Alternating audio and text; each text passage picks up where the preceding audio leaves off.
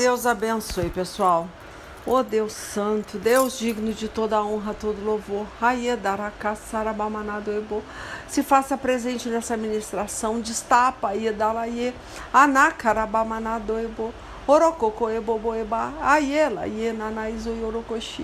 toma, meu Deus, a mente. Toma o coração aflito, meu Pai. Abre o entendimento, destapa os ouvidos, Yeshuarabá. Quem se prontificou a ouvir essa ministração. Em nome de Jesus. Amém. Então, vamos lá, tá? Eu sorteei aqui, né? Fui usada pelo Espírito Santo para abrir em Malaquias. Aí saiu Malaquias 2, do 10 em diante. Vamos ler, vamos deixar, né, o Espírito Santo de Deus ministrar, porque eu também não sei o que vai ser falado aqui. E aquele negócio, para quem está me conhecendo agora, eu me apresento, né, como a louca do sorteio. Como assim, Leila? Sorteio, uma missionária, uma mulher de Deus, enfim, gente, já cansei de falar. Quem já ouviu, ouviu. Quem não ouviu, vai ouvir, tá? Aqui é um sorteio pela fé. Eu abro aleatoriamente e deixo o Espírito Santo de Deus me usar pela misericórdia. Não sei o que vai ser pregado. Também vou ser ministrada junto com vocês.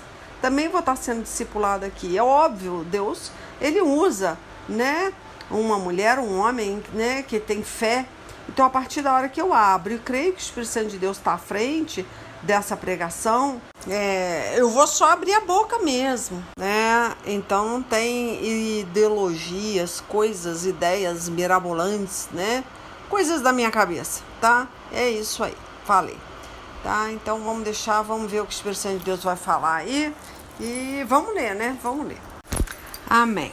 Olha, começando, né? Não é verdade que todos temos o mesmo Pai? Não fomos todos criados pelo mesmo Deus? Tá? Perguntando, né? Por que então enganamos uns aos outros? Desprezando assim a aliança que Deus fez com os nossos antepassados. O povo de Judá tem sido infiel a Deus, e o povo de Israel e os moradores de Jerusalém fizeram coisas nojentas, tá? Então ele começou com questionamento, né? Falando que as pessoas estavam desprezando umas às outras, quebrando a aliança, né? Que foram feitas com os antepassados. Enfim, tá? Vamos continuar lendo mais um pouquinho, né? Então ele estava bem preocupado com essas pessoas que tinham dupla personalidade, né? Que quebrava essa aliança, desprezava as outras pessoas, e aí quebrava essa aliança, né, que Deus tinha feito com os antepassados deles, tá? E vamos entender como é que se quebra, né? Eu tô querendo saber, uma aliança, você tem poder de quebrar uma aliança que Deus fez com seus antepassados? Aí como é que se entende isso? Eu já fiquei aqui curiosa, mas eu vou falar, né, o que Deus me mostra. Vamos entender. Quando você tem, né, uma mãe fervorosa, um pai fervoroso, ou os avós, né, que tinham uma vida no altar, que honrava a Deus, você tem o quê? As bênçãos que estão sobre aquela descendência, aquela geração, né? Ela deixou um terreno abençoado, né? um podério, né, abençoado sobre a sua vida. Então ali, quem liberou aquelas bênçãos na sua descendência foram seus avós, vamos entender, tá? Ou seus pais, ou então nenhuma dessas pessoas. Vamos entender que você foi o cara que quebrou o gelo da sua geração. Mas você vai ser essa pessoa lá na frente, lá depois, né? Tanto a sua ascendência quanto a sua descendência vai te ver, né? Como o cara, peraí, meu avô, meu pai, nossa, me mostrou esse caminho, né? Preparou essas bênçãos, essa herança abençoada para mim, então eu vou viver nela. Mas se você começa a fazer o que é errado, você quebra a aliança dos seus antepassados. Então, ela chega até você, mas ela não consegue ir além. O culpado é quem? São os seus avós? São os seus pais, seus avós? Não, é você. Você quebrou uma aliança. Então, é isso que ele está reclamando aqui. começaram a fazer coisas nojentas. E aí começaram a liberar maldição sobre uma descendência nova, né? Uma ascendência, uma descendência, um povo que estava por vir, né? Então, isso é muito sério, né? Vamos entender. Você tem a escolha sobre a vida e a morte, sobre as bênçãos e as maldições, para liberar, né, sobre a vida dos seus filhos, né, para dar continuidade a essas bênçãos. Mas você pode cancelar a partir da hora que você escolher fazer o que é errado. E pode levar essa maldição para a sua descendência e ascendência. Tá? Você pode quebrar. E ali você vai ser culpado de sangue por deixar uma herança de maldição para a sua descendência. Você vai ser culpado. Por isso que ele estava questionando aqui. Então, o fato dos seus avós, os seus pais, né, ter feito tudo bonitinho, ter cumprido a lei, ter vivido os preceitos de Deus, não quer dizer que você vai herdar essas bênçãos. Muitas vezes você pode seguir um caminho totalmente errado, por causa de uma escolha errada. E muitas das vezes os seus filhos não conseguem conhecer esse caminho ou continuar andando nesse caminho porque você quebrou uma aliança. E essa aliança agora quebrada, ela precisa ser refeita. Porque você não estraga só a sua vida, você estraga a vida dos seus filhos. Isso é muito sério, né? Tá. Pera, vamos lá em Deuteronômio 30, né? Vamos ler. Eu sempre tenho costume de ler. Quando se trata de bênção e maldição, eu gosto de vir aqui. Vamos lá. Aí fala aqui, no 30, né? Versículo 1. Ó. Moisés disse ao povo: eu já anunciei a vocês as bênçãos e as maldições que Deus prometeu mandar. Quando ele fizer cair sobre vocês os castigos e vocês estiverem espalhados por todas as nações onde o Senhor nosso Deus os tiver jogado, vocês lembrarão daquelas bênçãos e maldições. Muito engraçado, né? O profeta não vem trazer só a bênção, não. Ele também vem falar sobre as maldições. Então tem dois lados aí, ó. Portanto, se vocês e os seus descendentes se voltarem arrependidos para Deus e com todo o coração e com toda a alma obedecerem ao que ele manda, né? No caso, ao que ele manda fazer, conforme as ordens que hoje eu estou dando a vocês, então o Senhor nosso Deus terá pena de vocês, tá? Então ele deixa bem claro. Ó, vou repetir o 2, ó. Portanto, se vocês e os seus descendentes se voltarem arrependidos para Deus e com todo o coração e com toda a alma obedecerem ao que ele manda fazer, conforme as ordens que hoje eu estou dando a vocês, então o Senhor nosso Deus terá pena de vocês.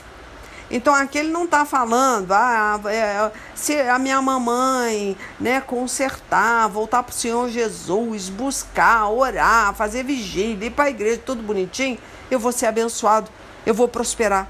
Não, se você quebrar a aliança que Deus fez com os seus antepassados, não tem nada a ver. A vida da sua mãe pode ter sido uma bênção, dos seus avós, né? Não tem nada a ver. Você destrói a tua descendência, né? A sua geração. A partir da hora que você quebra essa aliança, você é responsável pela sua descendência, pela sua ascendência. Você é responsável, entendeu? Você destruiu vidas que ainda nem vieram ao mundo. Então você é responsável, tá?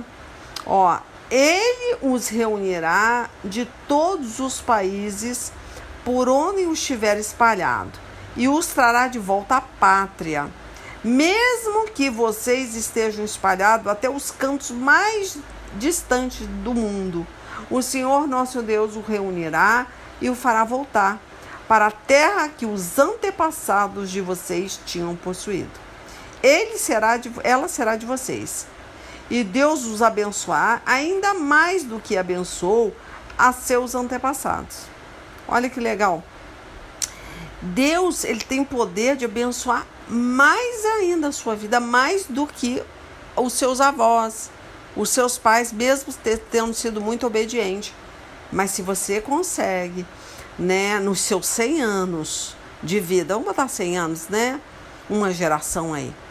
Vamos entender que esses 100 anos você leva bênção para a sua descendência, você vai ser mais abençoado ainda.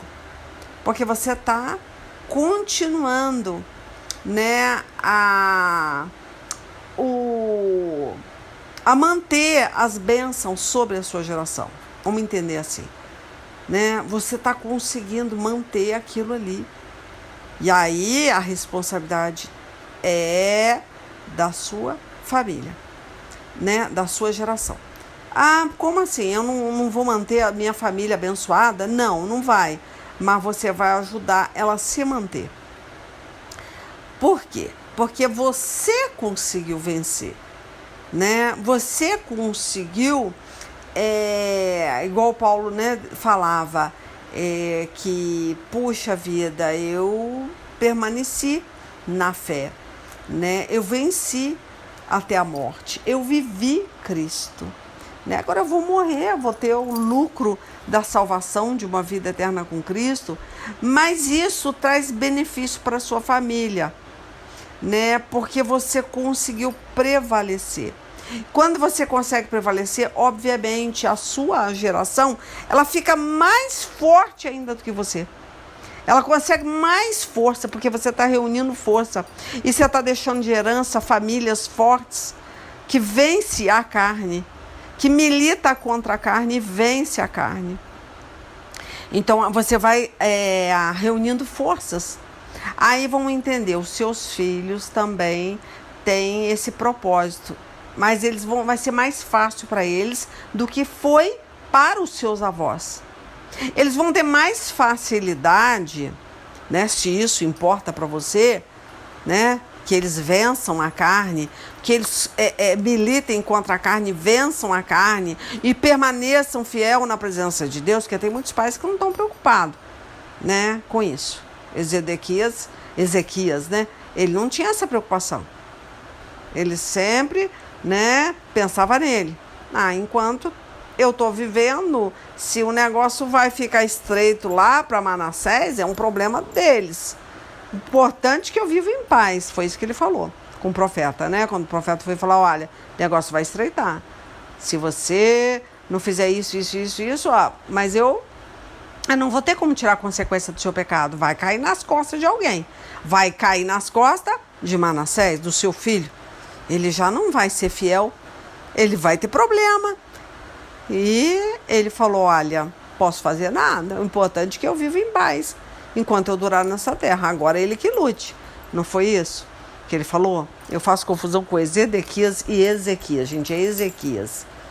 Enfim, tá? Olha, então, o que acontece com Ezequias? Ele não estava focado no futuro. Ele estava preocupado só com a geração dele, né?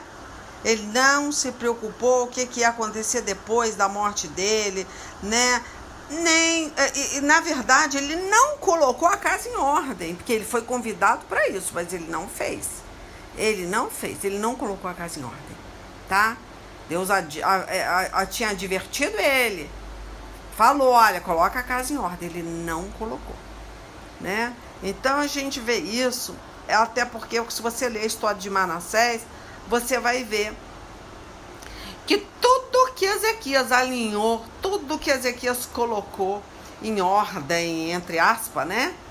Mas de certa forma ele deixou esse legado. Manassés fez o que? Destruiu. Mas quem é culpado é Ezequias, porque ele tinha que ter se preocupado mais com a descendência dele. E ele não preocupou, ele se preocupou com o umbigo dele, enquanto ele estivesse vivo, tudo corresse bem, ele se acomodou e largou para lá, tá? É isso que a gente tem que ter cuidado, é isso que eu tô falando aqui. Você vê que eu ainda nem terminei de ler, né, gente? Eu tenho que acabar de ler aqui, peraí. Tá, retomando aqui, tá, então já explicou bonitinho aí, né? Mas deixa eu ver se vai finalizar aqui o Deuteronômio, mas acho que não. Nananana, onde eu parei? 2 eu li, né? 3. Ó, então o Senhor nosso Deus terá pena de vocês, tá? Ele os reuniu de todos os países, aí não importa, acho que não tem nada a ver, né? E aos seus descendentes, corações dispostos, muito legal, olha só. Vamos pro 6, ó. O Senhor nosso Deus dará a vocês e aos seus descendentes corações dispostos a obedecer, a fim de que o amem com todo o coração e com toda a alma, e assim continue a viver naquela terra. Isso aqui é interessante. Olha o 6, gente. Nossa, tá caindo um negócio aqui, peraí. Olha o 6, vamos meditar? Eu vou até acompanhar aqui, vamos ler o que eu não dei muito valor aqui, porque aí vocês vão entender melhor. Tá, vamos de novo, ó. Então o Senhor nosso Deus terá pena de vocês. Ele os reunirá de todos os países, por onde os estiver espalhado, e os trará de volta à pátria. Tá. Mesmo que vocês estejam espalhados, até os cantos mais distantes do mundo, eu acho que eu já tinha até lido isso. O Senhor nosso Deus os reunirá e fará voltar para a terra que os antepassados de vocês tinham possuído. Ela será de vocês, e Deus o abençoará ainda mais do que abençoou seus antepassados. Tá, eu já cheguei até a meditar nisso aqui. Que você, a partir da hora, né, que você vencer, sair daqui, né, com aquela frase, né, que Paulo falava, eu combati o bom combate, né, guardei a fé, e ponto. E ali ele se sentiu que cumpriu, né, a carreira dele. Então, se você fizer isso aqui, olha que interessante, você conseguiu, né? Olha o que acontece. Isso vai reunindo mais forças, cada vez mais, para que, vamos supor, se você conseguiu chegar nesse patamar, pode ter certeza que teve alguém orando por você, né? No caso da sua geração, foi coisa que Ezequias não fez, né? Pela vida de Manassés, ele não se preocupou, ele se preocupou enquanto ele estava vivo, mas ele não buscou, né, pela família. Então isso aí é não colocar a casa em ordem. Ele ficou faltando com isso, ele ficou em dívida com isso. Então, o que eu estou falando, você vai fazer ter uma geração forte, e ela vai conseguindo ser pessoas de grande valia no mundo. Nesse caso, no mundo espiritual, ganhadores de alma, entendeu? Espiritualmente forte. Não são pessoas que arreiam fácil. É pau de dar em doido, vamos entender. Por quê? Porque tem pessoas que foram reunindo forças para entregar para esse neto, para esse filho. Então é isso que a gente tem que se preocupar. Por isso que quando eu li o 6, eu achei interessante. Ó, o Senhor nosso Deus dará a vocês e aos seus descendentes corações dispostos a obedecer. Quem é que dá o coração disposto a obedecer? Deus. Não é você que vai dar, mas é você que vai reunir força, é você que vai preparar a casa, né? Vai deixar a casa arrumada. Por isso que quando você chega lá em cima, você está salvo, vamos entender. Você conseguiu, a salvação realmente é individual, né? Mas as pessoas estão tão nesse negócio de que a salvação é individual, que agora eu tô salvo. O problema agora é com ele, né? Eu sou um indivíduo, ele é outro, então é ele que lute pela salvação dele. Não, gente, não é assim. A salvação realmente é individual. Mas você não pode pensar assim, senão você nem ganha alma. Se eu pensar que a salvação é minha, eu já conquistei, eu tô galgando, né? Igual lá em Apocalipse 2:10 fala, ser fiel até a morte, dar-te a coroa da vida. O importante é que eu consiga ter essa fidelidade até a hora que eu zarpar daqui. E o resto que lute, porque a minha salvação é individual. Não, aí eu vou ser egoísta. Eu não vou nem buscar, nem orar, nem interceder, nem pela minha família, nem pela família de ninguém. Então não é dessa forma que vocês têm que ver, tá? Tem gente usando essa frase ao pé da letra, tá? E você vai prestar conta pela sua casa. Você vai ser culpado de sangue. Você vai chegar lá em cima. Você pode ter salvado o mundo inteiro, mas se a sua casa está caindo, se a sua casa está descendo, para a sepultura, está se perdendo, principalmente quando tem morte espiritual, né? Você não está se preocupando, você vai ser responsável. Você pode ganhar o mundo inteiro, você pode ser o cara, né? Mas isso aqui você vai dever, tá? Porque o Senhor, Deus, vai dar força aos seus descendentes. Vai dar um coração disposto a obedecer. Porque você buscou, você se preocupou com seus filhos, com as suas filhas, com que elas vão se casar. Você teve a preocupação, né? Ah, não, ela gostou, ela quer casar, é problema dela. Não é assim, principalmente filhas. Não é problema delas, não. As filhas estão sujeitas aos maridos. Quando ela sai de um sacerdote, do sacerdote do pai, o sacerdócio, quer dizer, do pai, e casa, ela vai ter um sacerdote, né? Não é nem sacerdote, é um sai para lá. Ela vai ter maldição. Então, você vai ser responsável por não ter falado com tua filha, ó, filha, busque saber quem é. A gente tem que saber tudo.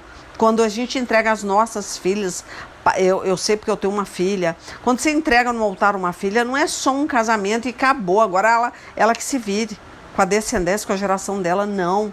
Você é responsável até com quem a sua filha se casa. Eu tô falando de filha porque a filha, ela sofre muito mais. As mulheres estão sujeitas aos maridos e elas estão debaixo de uma autoridade, muitas vezes uma autoridade falida. E tem pai e mãe que não estão nem aí.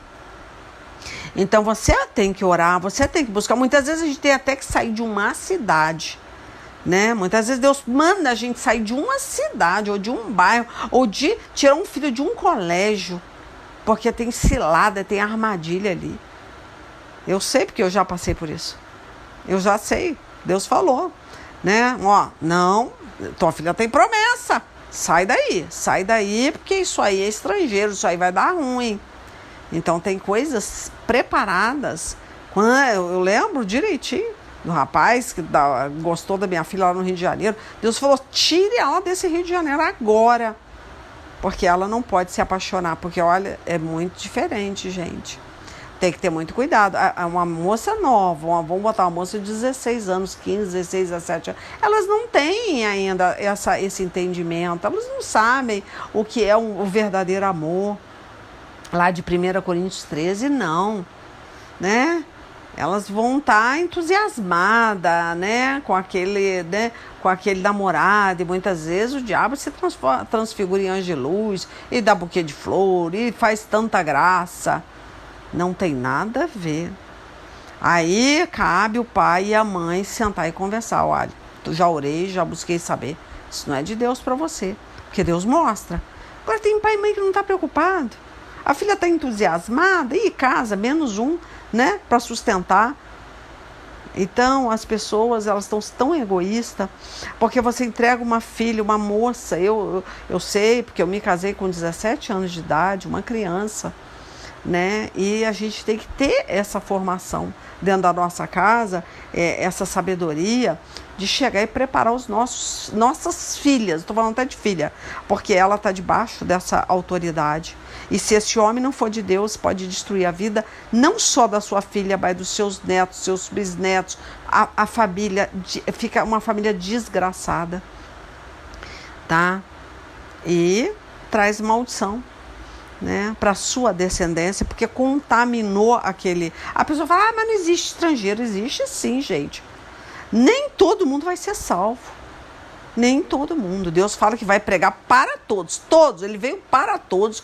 Para todos vão ouvir o evangelho, mas nem todos vão aceitar. Tem pessoas com o coração duro, diamantado, e que não vai ser fácil entrar a palavra de Deus. Imagina você ver uma filha sua subindo no altar com um estrangeiro, com uma pessoa com coração de pedra. E ela vai ter que buscar. Porque a vontade de Deus é que ela santifique o marido. E para santificar um homem assim não é fácil. Tá, vamos retomando a leitura aqui. Tá? Vou repetir o 6, né? Que a gente estava falando, ó. O Senhor, nosso Deus, dará a vocês, aos seus descendentes, corações dispostos a obedecer. Então é um presente, tá? Ele vai te dar, vai dar a você e à sua descendência um coração disposto, tá? A obedecê-lo, a fim de que o amem com todo o coração e com toda a alma, e assim continue a viver naquela terra. Então, quando a gente está em prontidão a viver esses preceitos, a sair do caminho errado e se preocupar com a família, e preparar a nossa casa, né? Não se preocupar só, né, com nosso umbigo, o que vai acontecer? Deus vai dar mais disposição à sua descendência, o teu povo que vai ficar aqui na terra, né, para obedecê-lo. Então nós dependemos de Deus. Você acha que a Leila obedece a Deus porque ela é uma pessoa boa, ela ama a Deus, olha como ela é? Não, porque teve alguém buscando por mim, mesmo que eu não saiba, teve alguém, né? Alguém também deve ter quebrado a aliança, mas eu fui lá, né, por algum motivo, ou por um avô que era assembleano, que eu sei que meu avô, né, era assembleano. Então o que quer dizer? Ele deve ter buscado. Mas a minha avó era espírita, olha que situação. Ela trouxe a maldição, mas o meu avô, ele casa com uma espírita, ele quebra a aliança. Ele quebrou a aliança por causa de uma paixão. Então imagina, uma moça, ele ainda é forte, ele é mais forte que a mulher. Mas meu avô era uma pessoa super apaixonada. Há pouco tempo mesmo eu desfiz de uns cadernos de poesia que ele fez para minha avó, hein? Eu desfiz, porque eu sei que ela é espírita, né? Foi um casamento errado, ela era portuguesa, ele é alemão. Então imagina, já deu errado aí, né? Não tem nada a ver uma coisa com a outra. Mas enfim, né?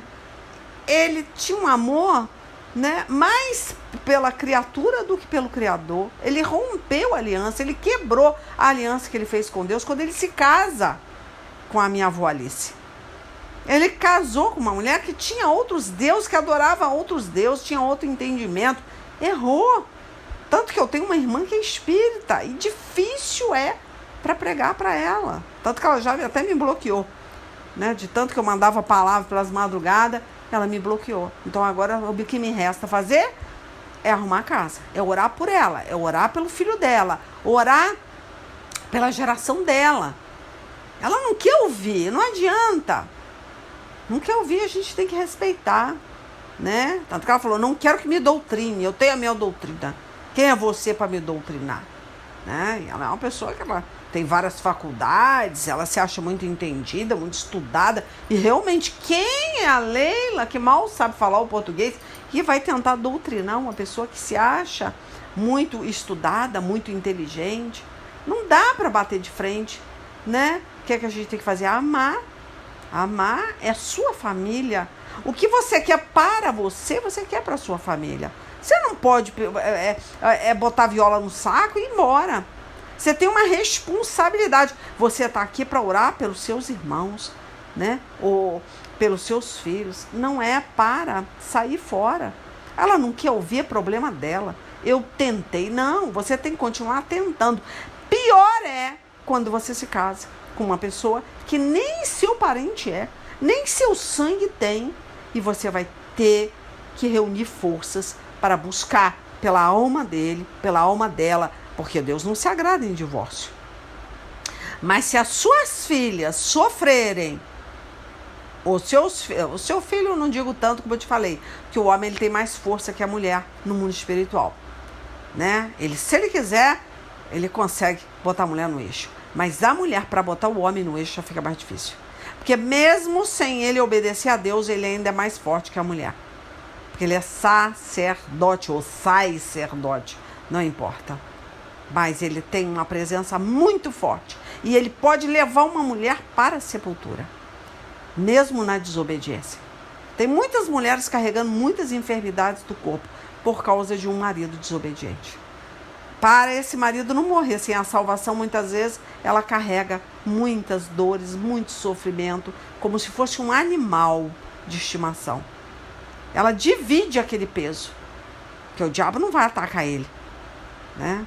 Muitas vezes sacrifica até uma mulher para que Deus consiga operar na vida desse marido. Gente, eu nem vou entrar nessa questão, porque isso aí você vai ter que ter uma experiência muito grande para entender o mundo espiritual. Tá? O diabo tem muito ódio de uma mulher de Deus. Ele não vai querer que essa mulher santifique um estrangeiro, um coração diamantado, uma descendência de Mamon. Não vai. Então você pode até perder uma filha, porque o diabo vai ter muito ódio. Então é aquele negócio, é uma filha que entra num território que não era para ela lutar, né? Não era, ela poderia interceder de longe por um amigo, buscar, mas não bater de frente, porque ali ela vai ter que pagar preço por aquele marido, ou até muitas vezes por um filho de desobediência, porque ela gerou com um homem de coração duro, impenetrável. Vai gerar filhos problemáticos, mesmo tendo um casamento lindo, maravilhoso, porque a escolha foi errada. E o culpado são os pais que não mostram essa espiritualidade, esse mundo espiritual, ninguém mostra. Casou, tá tudo certo. Não está tudo certo. Enfim, vamos lá, vamos voltar para Malaquias, né? Senão a gente se perde aqui, ó. Aí tá, é o questionamento, né, que ele fala, não é verdade que todos temos o mesmo Pai? Não fomos todos criados pelo mesmo Deus? Por que então enganamos uns aos outros, desprezamos assim a aliança que Deus fez com os nossos antepassados, tal. Foi o que eu falei aí, né? Aí vem, ó, o povo de Judá tem sido infiel a Deus, e o povo de Israel e os moradores de Jerusalém fizeram coisas nojentas. O povo de Judá profanou o templo que o Senhor ama, e os homens casaram com mulheres que adoram ídolos. Aí entra, os homens casaram com mulheres que adoram ídolos. Se isso já não prestava, né? Porque o homem, ele tem mais poder do que a mulher. Mesmo fora da presença de Deus, a maldição dele é tremenda. Uma mulher, para santificar um marido, pensa numa mulher que tem que estar levitando, tá? Para santificar um homem desse, para ser salvo, tá? E agora, igual eu falei, deu o exemplo aí do meu avô, né? Que faz a besteira de casar com uma estrangeira, uma mulher que tinha outra fé. Então já deu ruim. Dissipou essa imundície para a família, mas a responsabilidade agora é eu buscar pela minha casa. Eu estou aqui só para isso, pela minha casa. Eu não posso só preocupar com a minha família, marido e filho. Tenho que preocupar com a minha geração, irmãos, primos, todos que estão aqui. É responsabilidade minha, porque o meu avô quebrou a aliança com Deus, tá? E aí sobra para quem? Para nós. Por isso que eu te falei, quando vai tudo certinho, cada vez vai tendo uma geração mais forte. É uma bênção, né? Porque você conseguiu, seu filho conseguiu, seu neto conseguiu se manter na presença de Deus, porque Deus vai dando mais força para aquela geração. Pensa, uma geração que não quebraram a aliança. Agora, quando quebra a aliança, vai dar ruim. Pode chegar no céu? Pode, mas não precisava de sofrer tanto, né? Tá, então, ó, existe outra coisa que vocês fazem. Gemem e choram, cobrindo de lágrimas o altar de Deus, porque ele já não aceita mais os sacrifícios que vocês oferecem. E cada um de vocês pergunta, por quê? É porque Deus sabe que você tem sido infiel à sua esposa. A mulher com quem casou quando era moço, ela era sua companheira, mas você quebrou a promessa que fez na presença de Deus, de que seria fiel a ela. Tá? Ele faz a pergunta, não é verdade que Deus criou um único ser feito de carne e espírito? E o que é que Deus quer dele? Quer que tenha filhos que sejam dedicados a Deus. Portanto, tenha cuidado para que nenhum de vocês seja infiel à sua mulher. Pois o Senhor Todo-Poderoso de Israel diz, eu odeio o divórcio, eu odeio um homem que faz uma coisa tão cruel assim. Portanto, tenha cuidado e ninguém seja infiel à sua mulher. Isso aqui não é coisa passada não, gente. Não é Antigo Testamento, igual as pessoas falam, não.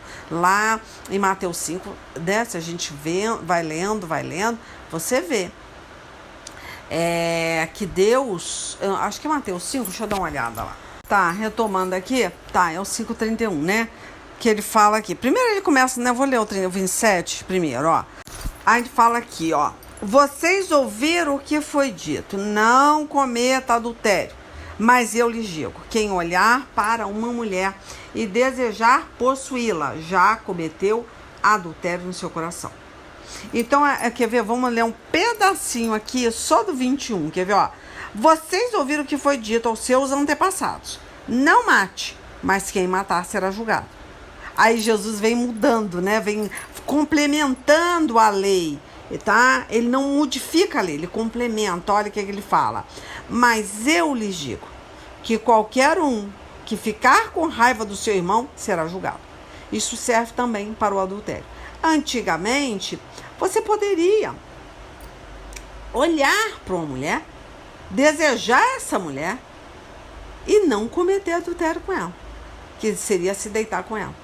Porque ninguém ia saber do seu coração. Só que agora o negócio mudou. Você não pode ter esse desejo escondido. Porque Deus conhece o coração. Você contamina todo o seu corpo.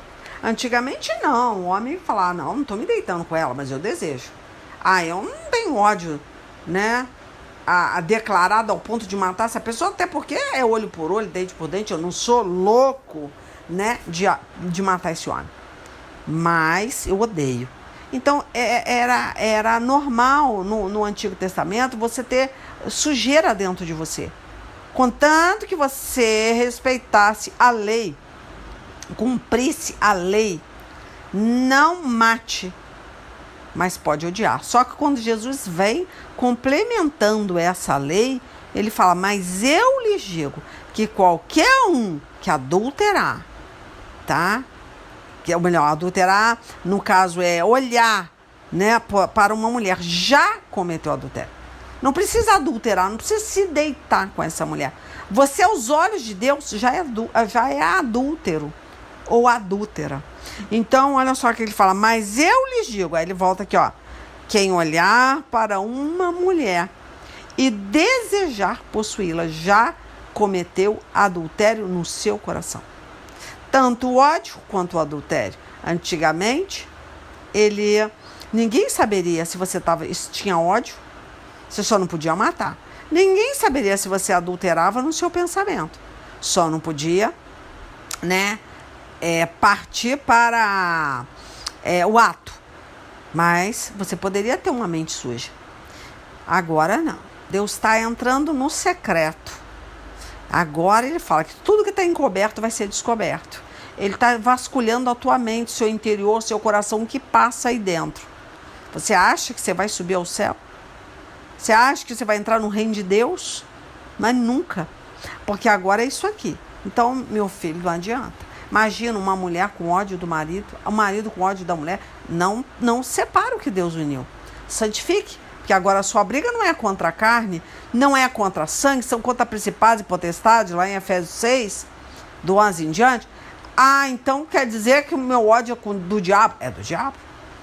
Seu ódio agora é do diabo. Você tem que ter ódio dele. Não é do marido mais. E nem da esposa. Então você pode até perder uma salvação. Porque a pessoa tem um coração duro. Pode ser usado pelo diabo para infernizar a tua vida. Né? Então a gente está falando uma coisa muito séria. Um casamento é uma coisa séria. Olha só. Aí ele veio aqui, ó. Portanto, se o seu olho direito faz com que você peque, arranque e o jogue fora. Pois é melhor perder uma parte do seu corpo do que o corpo inteiro seja atirado no inferno. Tá? Eu não vou continuar lendo, vou partir para o 31 do Mateus 5. Ó. Foi dito também, quem mandar a sua esposa embora deverá dar a ela um documento de divórcio, né? Aí até os fariseus perguntavam isso. Você lê Marcos 10, Lucas 16, você vai ver, os fariseus falaram, mas peraí, mas até Moisés permitiu, né, dar essa carta de divórcio e mandar a mulher embora, porque as pessoas eram coração duro, né? Olha só o que acontece. Hoje as pessoas, as mulheres e os homens chegam num gabinete de pastor e perguntam, mas minha mulher me traiu, ou meu marido me traiu. O pastor simplesmente, olha, a Bíblia fala que se adulterar, se te trair, você pode largar. Olha, ele está sendo igual Moisés. Ele está falando uma coisa para você porque você não quer perdoar. Mas Deus, Jesus, vai chegar para você e vai falar, não foi isso que eu te ensinei. Como ele falou aqui, ó, Foi dito também, quem mandar a sua esposa embora deverá dar a ela um documento de divórcio. Lei de Moisés, né? Ó, mas eu lhes digo, agora é Jesus entrando, ó. Todo homem que mandar a sua esposa embora, a não ser em caso de adultério, será culpado de fazer com que ela se torne adúltera, se ela casar de novo. E o homem que casar com ela também cometerá adultério. Então tem dois pecados, né? Aqui você vai ver que ele fala, olha, eu estou entrando nesse consenso. Se você não suporta e não sabe perdoar e tem um coração duro, abandone, largue, divorcie. Mas você vai responder por isso. Porque você não tem amor ágape, amor puro, né? Aí ele fala aqui, ó, mas eu lhes digo, todo homem que mandar a sua esposa embora. Aí ele aceita, né, no caso de adultério. Mas Jesus não, isso aqui tá falando de uma lei, tá? Imposta pelo seu coração, pelo homem. Ó, será culpado de fazer com que ela se torne adulta. Vamos supor, você larga a sua mulher, ou sua mulher ou a mulher larga o marido. E esse marido casa com outra, quem é responsável pelo adultério dessa mulher que casou com o seu marido, ou vice-versa, é você. Por quê? Porque você não buscou e não lutou. Então você está trazendo maldição também para uma outra geração. Por isso que ele fala, e o homem que casar com ela também cometerá adultério. Você não tem pecado só do seu coração duro, né? Seu coração que não sabe perdoar o seu marido que te traiu. Você não é culpado somente disso. Você também é culpada, tá? Por uma mulher que casar com seu marido. Porque ela vai cometer adultério. Porque esse homem, você abandonou a ele sem ele ter feito nada. Ele não adulterou, ele não te traiu. Você simplesmente gostou de outro e pulou. E saiu, não quis arrumar o telhado que está vazando. Você quis mudar de casa. Você é responsável, tá? Pelo seu marido ter colocado outra no seu lugar. Porque ele não te traiu. A única questão que você ainda pode ser salvo pelo gongo é que você tá se divorciando por causa de um adultério, tá? Você não vai responder pelo adultério da mulher que casar com o seu marido. Ah, eu abandonei porque eu gostei de outro e abandonei, ou vice-versa. É única. Vê se me entende o que eu tô falando. Eu não sei, porque eu falo muito rápido, de repente não dá para você entender.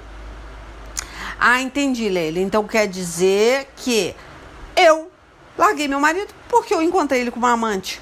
Larguei.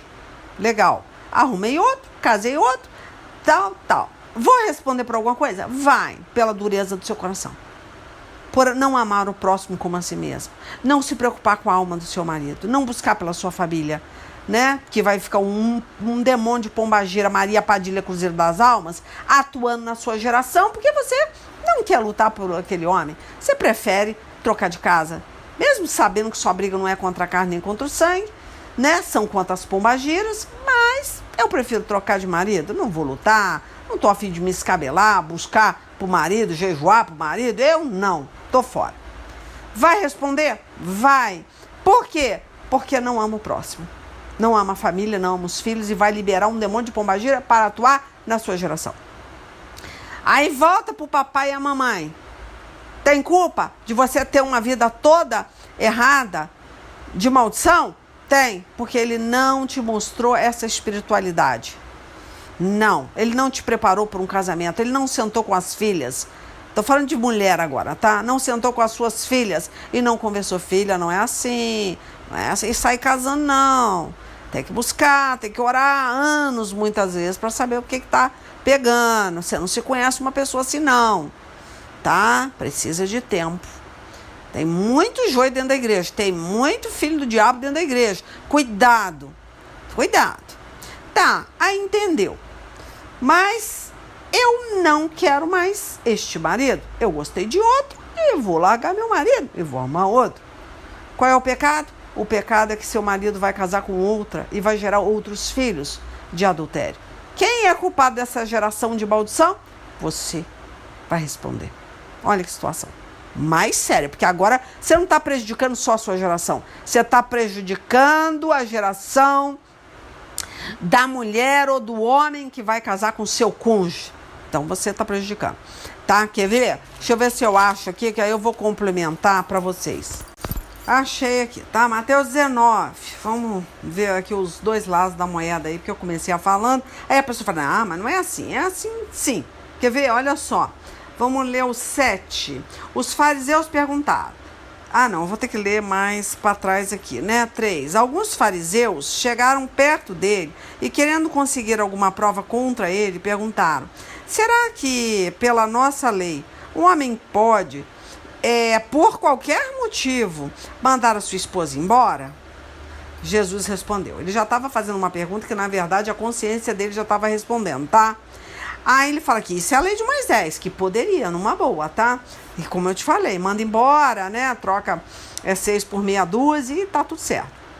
Ó, por acaso vocês não lembram? Olha Jesus fazendo ele lembrar, ó. Não lembram, não leram, não lembram não, o trecho das Escrituras que diz: no começo o Criador os fez homem e mulher. Aí Deus fez ele lembrar, né? Olha, ó, por acaso vocês não leram ou não lembram, como eu citei aí, o trecho das Escrituras que diz: no começo o Criador o fez homem e mulher?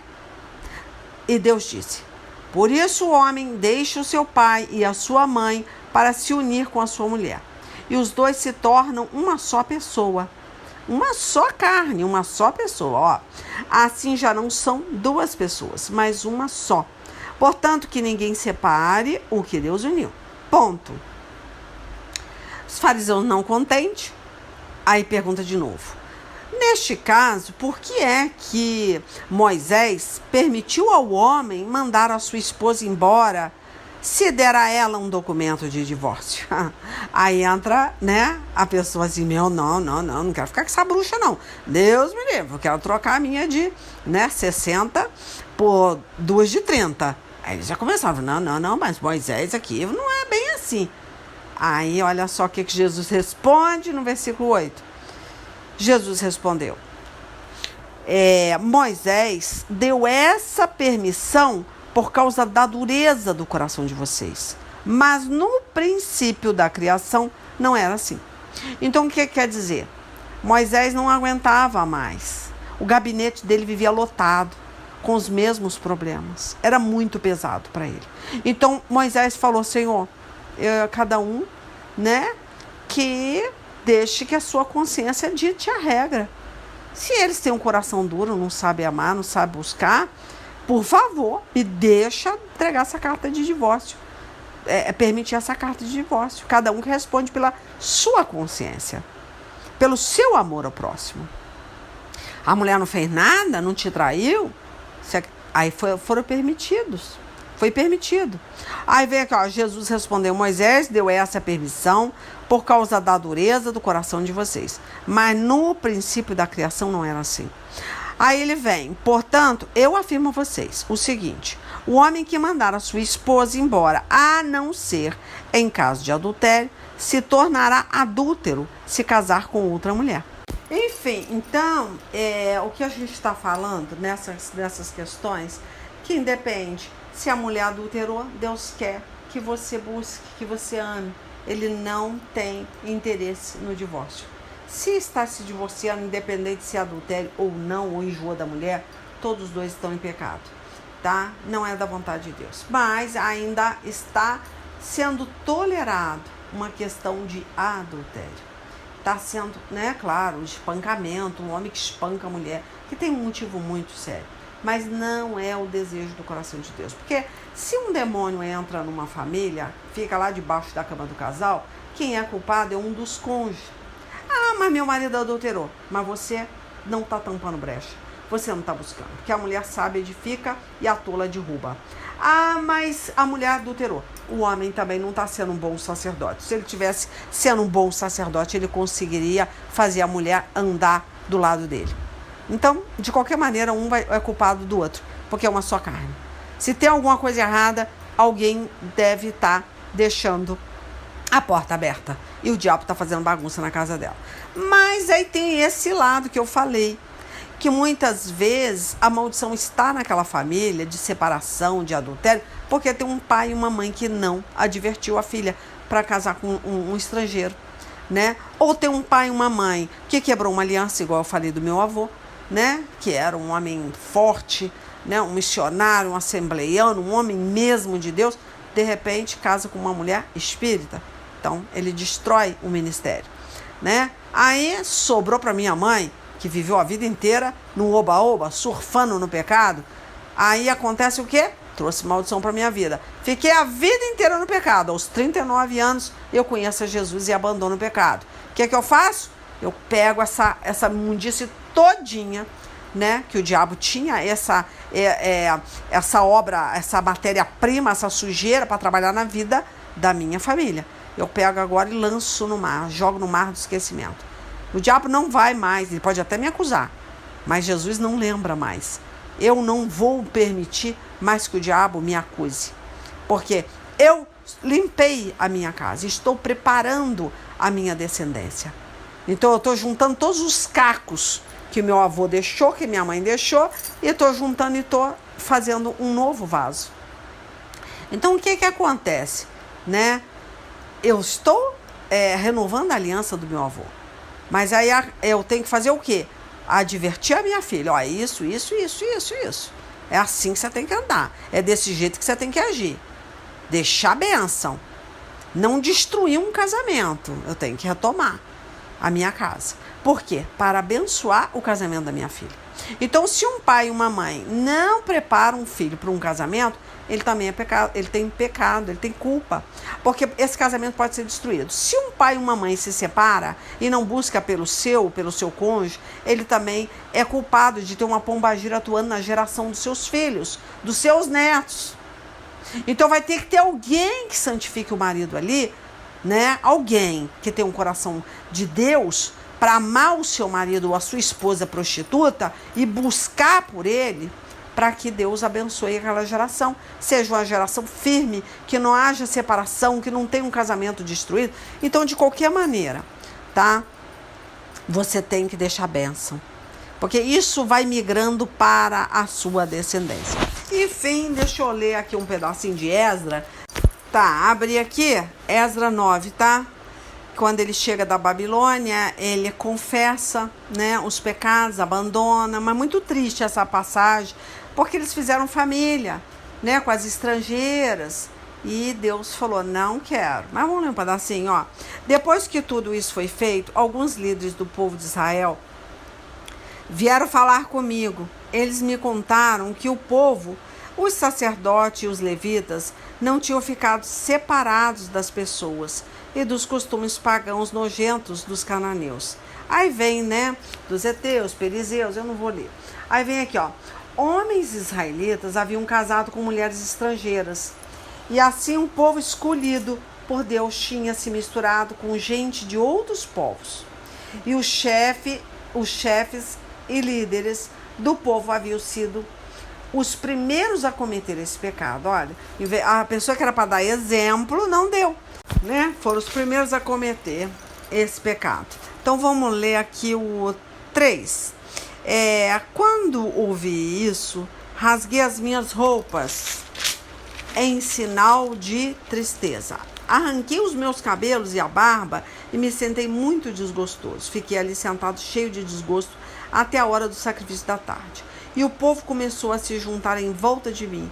Eram os que estavam com medo por causa do que o Deus de Israel tinha dito a respeito dos pecados dos que tinham voltado da Babilônia.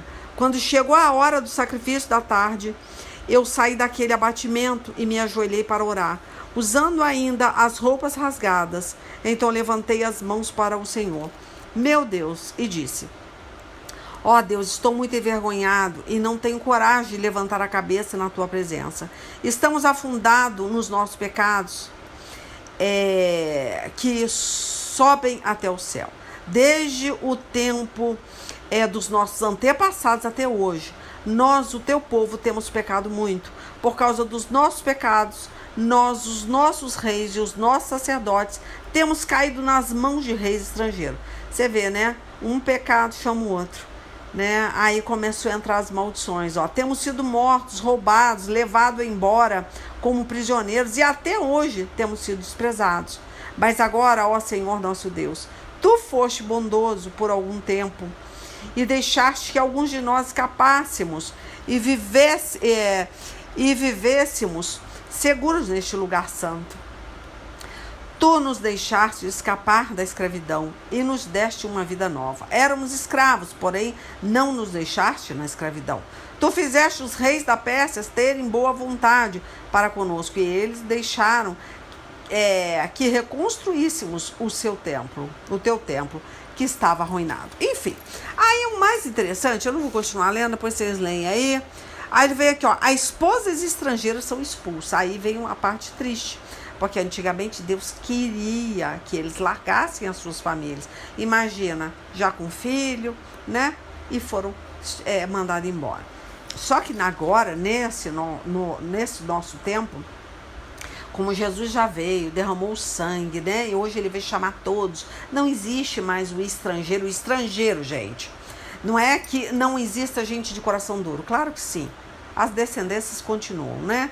Mas eu tô falando em termos de amor. Agora existe um sangue purificador. Que mesmo sendo estrangeiro, tá? Não importa se é filho de Agar ou se é filho de Sara, importa que agora tem um sangue.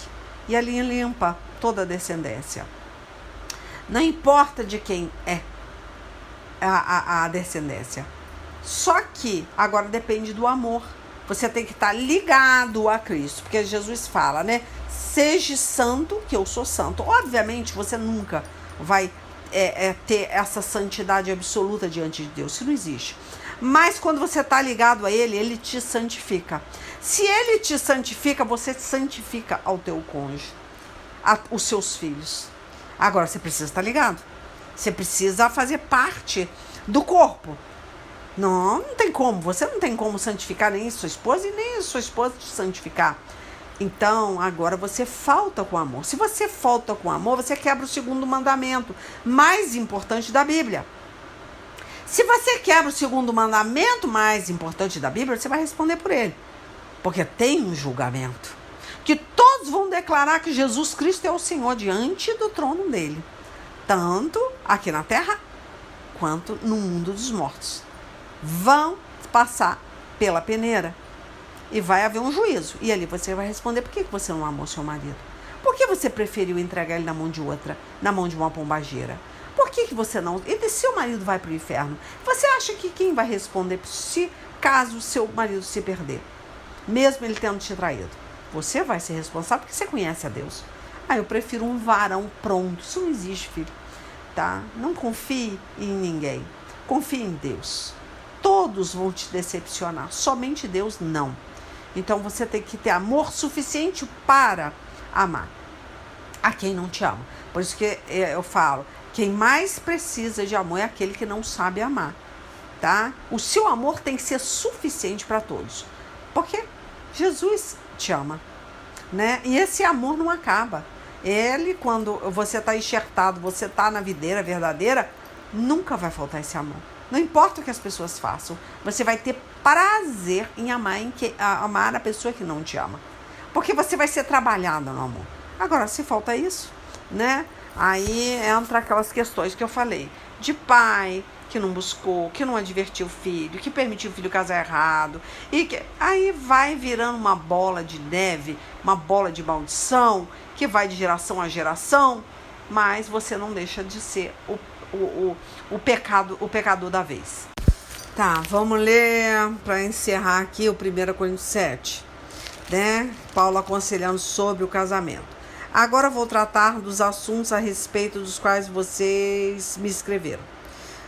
Vocês dizem que o homem faz bem em não casar, mas eu digo, já que existe tanta imoralidade sexual, cada homem deve ter a sua própria esposa e cada mulher o seu próprio marido. O homem deve cumprir o seu dever como marido e a mulher também deve cumprir o seu dever como esposa. A esposa não manda no seu próprio corpo, quem manda é o seu marido, né? E vice-versa, né? Também o marido não manda no seu próprio corpo, quem manda é a sua esposa, tá? que os dois não se neguem um ao outro, a não ser que concordem em não ter relações por algum tempo, a fim de se dedicar à oração, tá? É tudo uma concordância. Se a mulher concordar, o marido concordar, não tem pecado. A partir da hora que eles quiserem se separar, principalmente para buscar mais a face de Deus. Tá, ele continua aqui, ó. Mas depois deve voltar a ter relações a fim de não cair nas tentações de Satanás, por não poderem se dominar, tá? Não digo isso como uma ordem, mas como uma sugestão, tá? Não é uma lei. Realmente, eu gostaria que todos fossem como eu, porém, cada um tem o dom que Deus lhe deu. Um tem este dom e outro aquele. É aquele negócio, né? A gente melhor, muitas vezes, prestar atenção em Paulo, né? Porque eu até acredito que ele teve uma experiência, tá? Com mulher estrangeira. Eu acredito até que ele foi casado. Não se fala nisso. Mas eu acredito. Porque um cara, para dar um conselho desse, é porque ele tem uma experiência bem profunda. E, claro, ele era aquela pessoa ortodoxa, judeu ortodoxo. Ele não era cristão, ele devia ter uma mulher pagã. Imagina quando ele se converte. Você acha mesmo que se a mulher ia querer continuar do lado de um homem desse? Não ia. Ela com certeza deve ter abandonado Paulo. Mas não tem esses detalhes de Paulo, tá? Mas quem sabe lê um pinga e letra, né? Porque a experiência dele é grande. Por isso que ele fala, porém, cada um tem um dom. Tipo assim, eu vou entrar nessa fria de novo? Não. Ó, aos solteiros e às viúvas, eu digo que seria melhor para elas ficarem sem casar com eu. Então, também uma sugestão. Mas se vocês não podem dominar o desejo sexual, então casem, pois é melhor casar do que ficar queimando de desejo. Então, existe o quê? Uma busca séria para quebrar a carne. Mulheres viúvas, mulheres solteiras, né? Tem que estar buscando. Mas se não tem um filho, uma filha, que busque tremendamente a face do Senhor, jejuando com jejum e oração, falo para você, não tem como você falar que a sua filha consegue se dominar. Só porque é filha, né? De crente, de pastor, de pastora. Ah, mas não existe, gente. Você não tem como dominar uma carne sem jejum, oração e vida de santidade. Então não vem querer se enganar. Cuidado com essa enganação, tá? Não, muitas vezes não tá ainda namorando, mas está se masturbando. Tá quebrando aliança dentro de um banheiro. Tá trazendo maldição dentro de casa para a vida dos seus filhos. Isso que eu tô te falando, não adianta, não se engane. Você tem que buscar pela vida dos seus filhos, tem que explicar exatamente como é que tem que ser feito, porque nós, quando estamos na presença de Deus, conseguimos ter o autodomínio de Paulo, tá? Aí ele fala aqui, para os que já estão casados, tem um mandamento que não é meu, mas do Senhor, que a mulher não se separe do seu marido. Olha só, não é dele, aí ele já tá falando né? Na segunda pessoa, não é minha. Ó, porém, se ela se separar, que não case de novo. Ou então, que faça as pazes com o marido. Aqui não tá falando nem de adultério, não, tá? Tá buscar pelo marido, fazer as pazes com o marido. Buscar não se separar.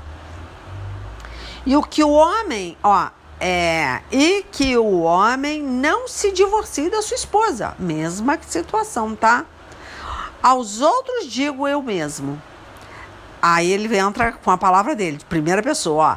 E não, Senhor, se um homem cristão é casado com uma mulher que não é cristã, que no caso, aí vamos entender. Vamos botar Paulo, faz de conta que eu tô criando essa historinha da cara cheia que ele foi casado, né? Mas a mulher não quer ficar casada com ele. Ela não quer. É uma situação que ele poderia estar buscando, orando, tal. Pode dobrar uma mulher? Pode. Mas quando é uma estrangeira, o coração também não é fácil, não. Mas a gente não sabe, né? Quem era Paulo? Ele não fala da intimidade dele. Mas ele fala, ó, se um homem cristão é casado com uma mulher que não é cristã, então vamos entender que Paulo era casado com uma pagã. Ele poderia buscar, ele dobraria essa mulher. Então a gente fica dividida nessa questão, né? Porque ele, como um homem de Deus, ele conhecia esse mistério, né? Então a gente não sabe, ó. E ela concorda em continuar vivendo com ele, aí entra a concordância, tá? Aí entra a concordância. Se ela quiser, você não pode obrigar, né? Ó, e ela concorda em continuar vivendo com ele, que ele não se divorcie dela. Vamos entender que Paulo era casado com uma pagã e ela não queria. Ela já adulterou, ela não queria. Então, de repente, ele falou, então que siga a vida dela. Mas, nesse caso aqui, o homem não quer se separar de você. Mesmo ele sendo um macumbeiro, um espírito, sei lá, outras doutrinas aí, né? Qualquer outra coisa, mas ele respeita a sua fé. Ele não invade a sua privacidade. Você vai buscar Deus. Tudo bem. A partir da hora que ele não atrapalha o seu ministério a você buscar Deus, você não precisa. Mas se este homem te impede de buscar Deus, aí você tem que separar. Porque isso também é prostituição.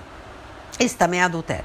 Se você fica com um homem que não respeita a tua fé, aí você não respeita o seu marido, que é Jesus. Você é noiva dele. Em primeiro lugar, tá? Você é noiva do Senhor Jesus.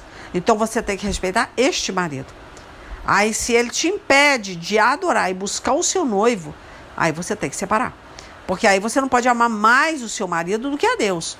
É um pecado, tá? Mas enquanto não há esse impedimento, você tem que buscar se ele respeita a tua fé, tá? É a única coisa séria a partir da hora que ele impede de você buscar a Deus. Isso é a maior prostituição, né? Mas você vê, Amós, foi, né? Deu exemplo lá da igreja, que era prostituta, né? Oséias, perdão. Falou, vai, case com uma prostituta. Deu esse exemplo. Por quê? Para que a igreja entendesse que nós nos prostituímos. E Deus nos recebeu como uma prostituta. E nos limpou, nos lavou com o sangue dele.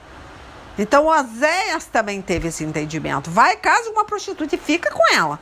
Porque eu quero que você sinta na pele o que é ter uma noiva prostituta, uma esposa prostituta. E amá-la e buscar. Então, meu filho, não tem saída para você.